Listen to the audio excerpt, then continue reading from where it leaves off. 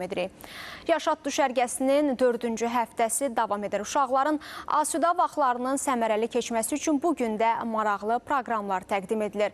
Bugünün proqramı ilə bağlı daha ətraflı hazırda bizimlə birbaşa bağlantıda olan əməkdaşımız Lalə Rəhman məlumat verəcək. Lalə, söz sizdədir.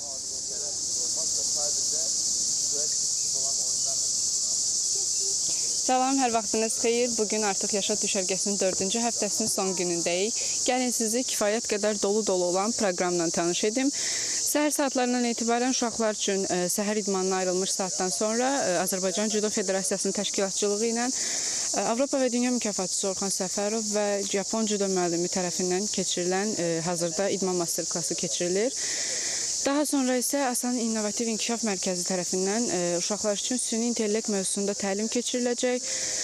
Ondan sonra isə Azərbaycan Respublikası Gənclər və İdman Nazirliyi tərəfindən səyyar idman avtobusunun gətirilməsi təşkil olunacaq. Bugün artıq son gün olduğu üçün bağlanış mərasimi də keçiriləcək.